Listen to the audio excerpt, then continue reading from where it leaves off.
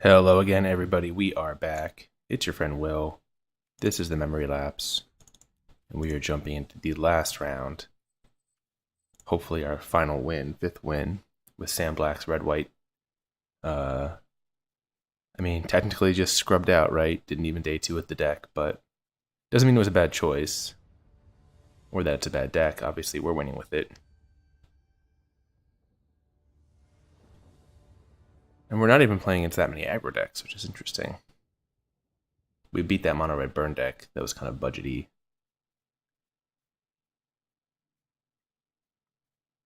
But yeah, this has been a really interesting series, playing with a deck that pretty much relies only on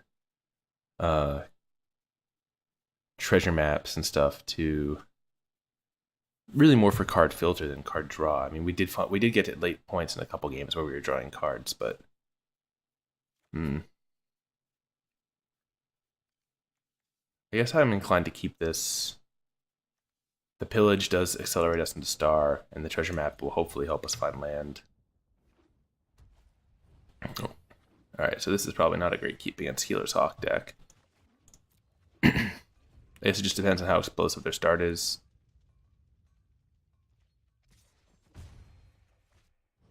Alright, well, if they miss land drop, that's pretty good.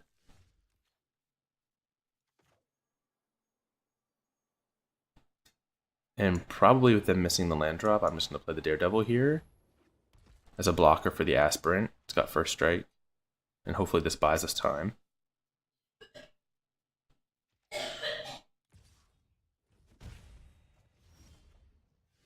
Alright.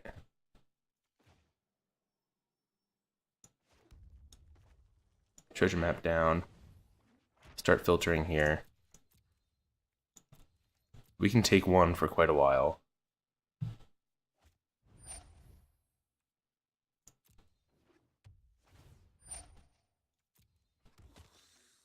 I mean, this turn, with them stuck on 1, I think we were going to do Deafening Clarion here.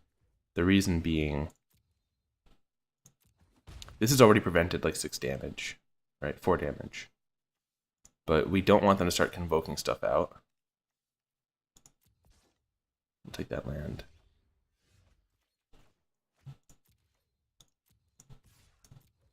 Go for our free 2 damage here. I doubt they block because they're going to want to flip this Legion's Landing.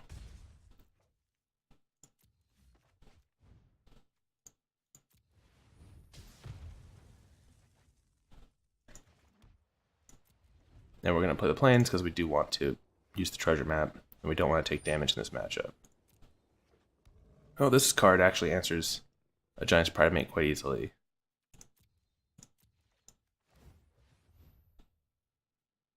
Another treasure map.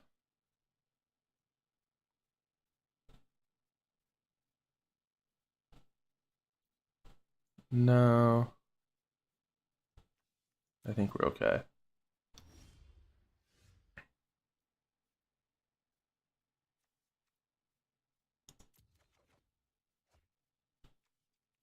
Alright.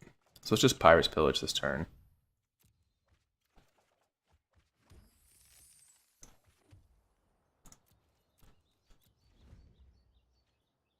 Basically let them do their worst here. And we can Star of Extinction or Immortal Sun next turn. I think this is going to be fairly easy from here. I guess it just depends.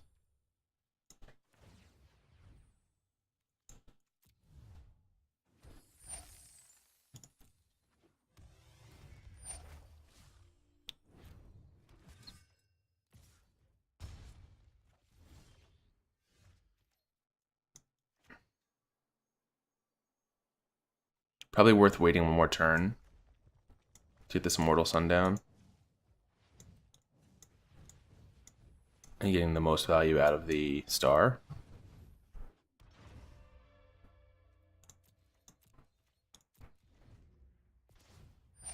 So I'm a little worried that we just play Star here, they get another token. Yeah, this is perfect. So we're going to take a little extra damage, of course. We take 6 here. But they walk into this mass removal spell. They don't really have a choice either. I mean, they're I guess they could try to play it a little bit slower with just the Pride Mate and the tokens. Because I think we're starring either way.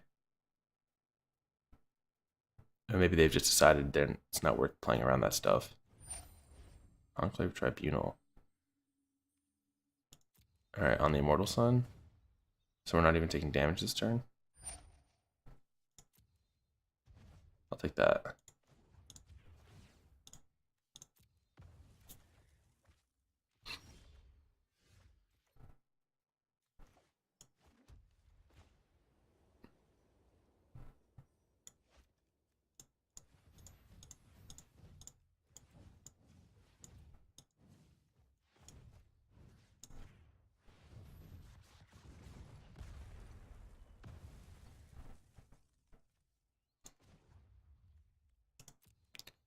Is it worth it sacking 3 treasures for Karn? It probably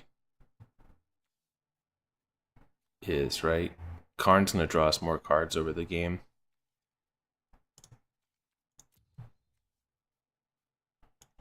And we have Pirate's Pillage to get more treasures back.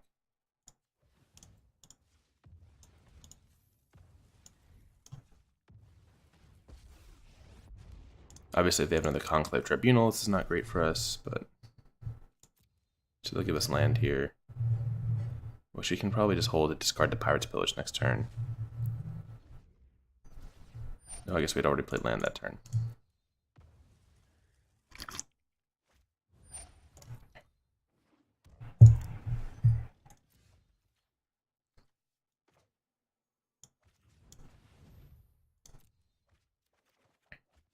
Oh, there we go. Couple of win conditions.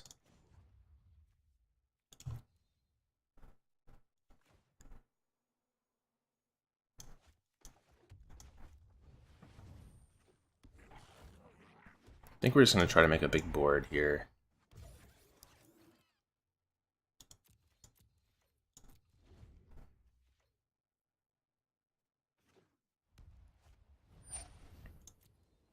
The Siege Gang actually ends the game pretty quickly with its ability. In this deck, at least.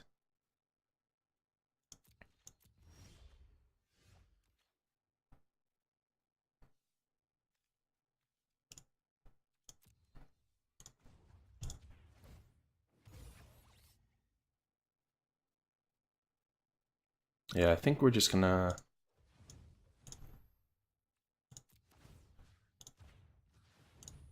Uh-oh, hold on. Alright, so I have to target first, sacrifice second.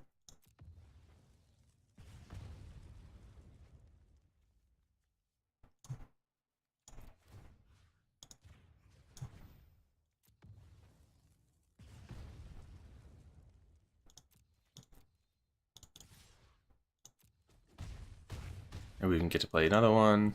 We should lock it up for next turn.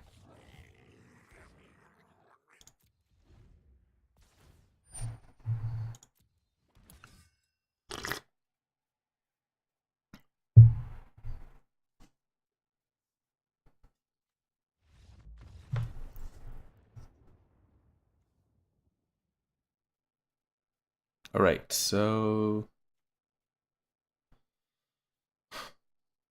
Against their deck.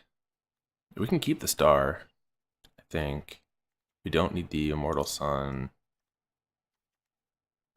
The Direfleet Daredevil doesn't have a target. So I think we want Seal Away. Deafening Clarion. Lava Coil. Those seem like the 3 most obvious inclusions. I guess the question is, do we want Banefire or Lyra? Probably Lyra. And do we want Invokes for their enchantments?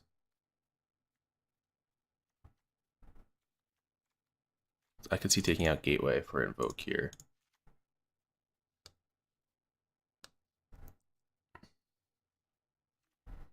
Trying something like this. This looks okay, let's go.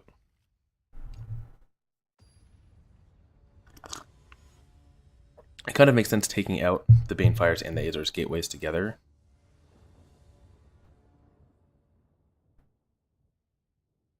Just because we don't have that opportunity to do the explosive, like get you for 20. Alright, so we have like, this is a pretty good hand. We get removal into double history, clog up the board. I like the way this hand rates to go. We have Seal Away if they end up making something big. Alright, so it looks like they did not keep a one-lander this time. So let's just do this now. So they don't have an instant speed way to protect it.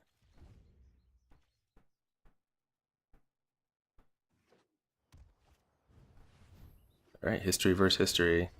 Who's going to tell the better story here? My story comes in 3 parts.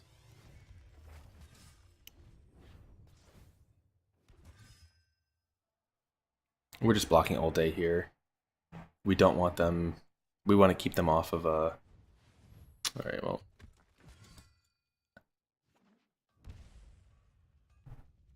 They're so close to fudge. Okay. They got that thing in the air so fast. Alright, we were maybe in trouble here. I mean, they just basically said, force me to have Deafening Clarion, and I don't. So, good move by them. Actually, yeah, we're just like dead, aren't we?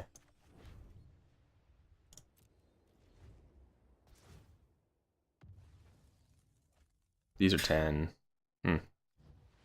Yeah, wow. Well, we were just one removal spell away from winning that one.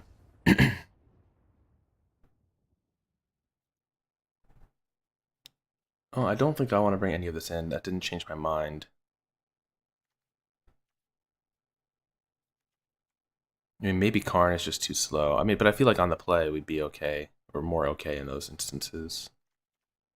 I don't think we want Ixalan's Binding. It's just a 4-drop with a 4-drop. Yeah, I think we need Karn, too. It just, like, turns the... It just turns the game around for us when we kind of take control. Like, we don't have a lot of true card advantage engines. Alright, so now we also... So that's interesting. They're playing a Johnny Primate, but they're also playing the Heroic Reinforcements, which I think is unusual. Alright, so we're going to keep double Clarion, of course. Double Karn, though. This guy just keeps showing up. This is something that we want to draw like turn 5. We don't want to have 2 in our opening hand.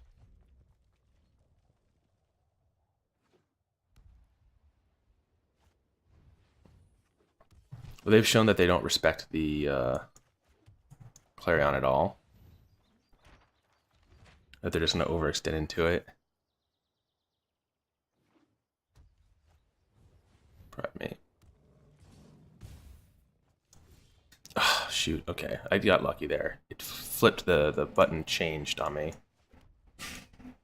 Alright, well, we're just going to blow this first one here.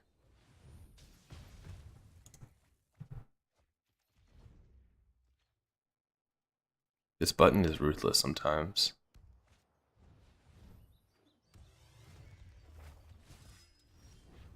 Alright, so I don't want to click draw. Do I want the Lava Coil?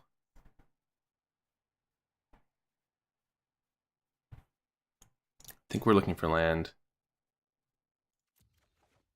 Settle is fine.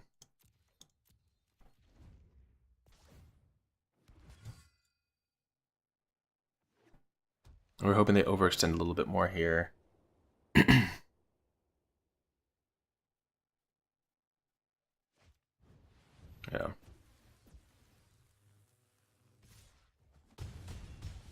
Alright, so we have to Deafening Clarion this away.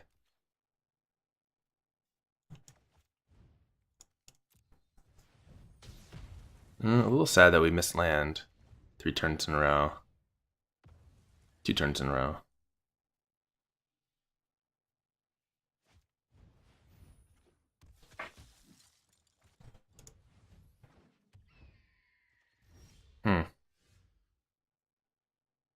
We can survive a turn with history. So I think we can afford to treasure map here. I think we need that. Ugh, this sucks.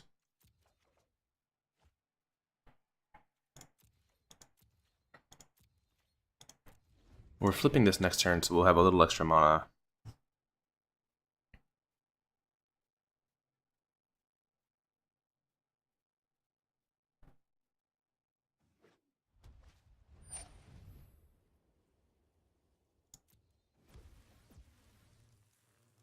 Taking 6 here. Jeez. Not like this, not stuck on lands. That's so brutal.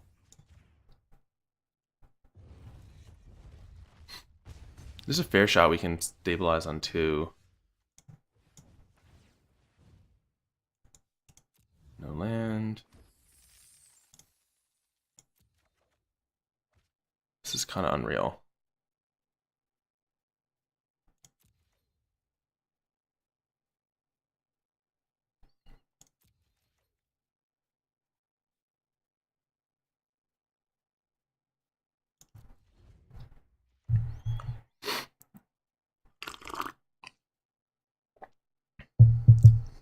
We just have to hope they don't play around Settle here.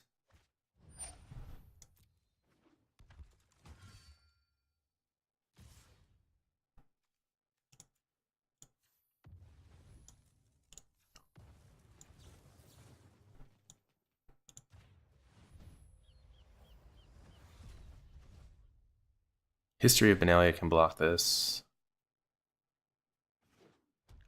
It is a little sketchy though.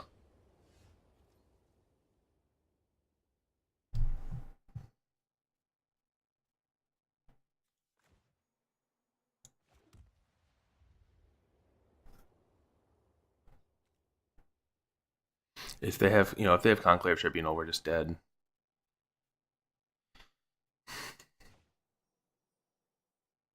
I think we just need to keep turning through our deck here. Yeah.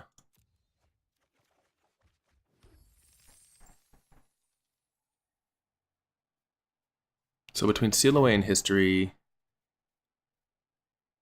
we're dead to Heroic Reinforcements.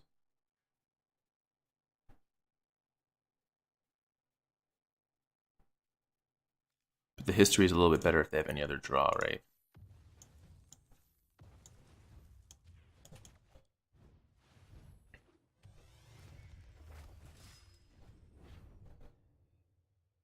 It'd be great if we had one more land, because then we'd have the Seal Away backup. Well, they just had the Heroic Reinforcements, number 3.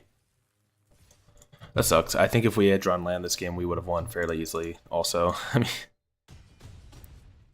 I think last game, if we were on the play, we had a much better shot of winning. In this game, we just got stuck on 3 for too many turns. And we missed a treasure map activation, which is super unfortunate. Well, that's it. 4 wins. I think that should have been 5, or easily could have been 5.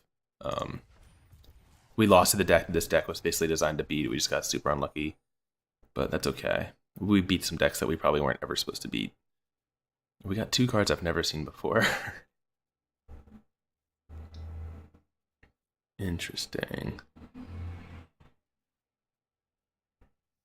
Okay, cool. Yeah, so that's it. Interesting deck. Unexciting conclusion, but no, don't do that. But yeah, I'll show it to you all again. Hopefully you enjoyed. Change-wise, I don't know.